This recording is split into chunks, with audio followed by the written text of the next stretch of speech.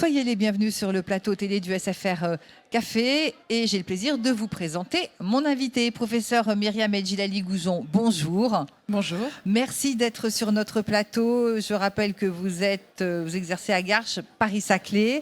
Vous êtes bien évidemment professeur de radiologie. Nous allons parler avec vous de cybersécurité. C'est devenu un pilier incontournable du numérique.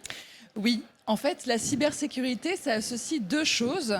Le mot cyber, qui veut vraiment dire tout ce qui va être technologie, de transfert, de circulation de données, de post-traitement. Et on voit ici au JFR à quel point on évolue dans un monde technologique pour arriver au meilleur diagnostic et au meilleur thérapeutique pour nos patients. Et de l'autre côté, sécurité, parce que bien évidemment, on se doit de protéger la sécurité de nos patients.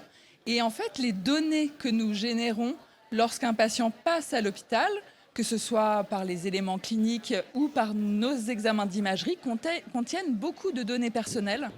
Et donc la cybersécurité, c'est fondamental pour arriver à engager le patient dans une démarche qui va vers plus de technologie, mais tout en le protégeant.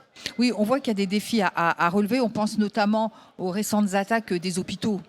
Oui, Voilà. Exactement. En fait, si on regarde ce qui s'est passé sur 2023, il y a eu au minimum 4 attaques de centres hospitaliers, des attaques qui ont également touché les données de centres libéraux.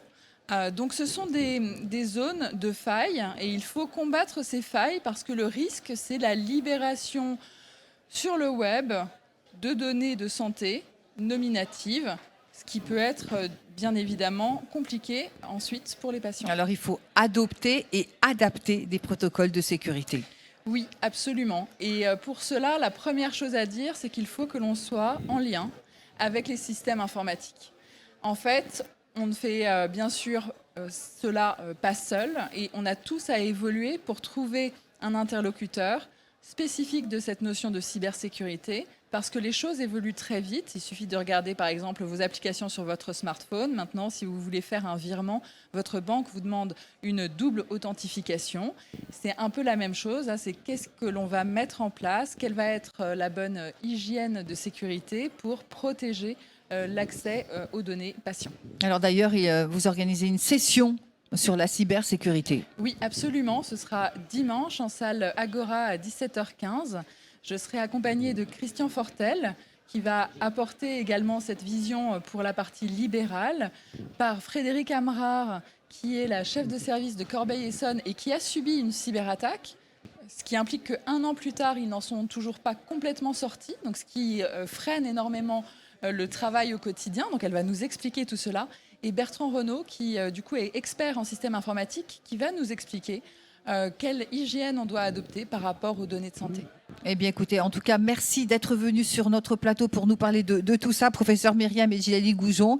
Et puis, bonne session et on va dire bon congrès. Merci beaucoup. Merci à vous. Au revoir. Quant à moi, je vous remercie de nous avoir suivis sur le congrès des JFR 2023 de la Société française de radiologie.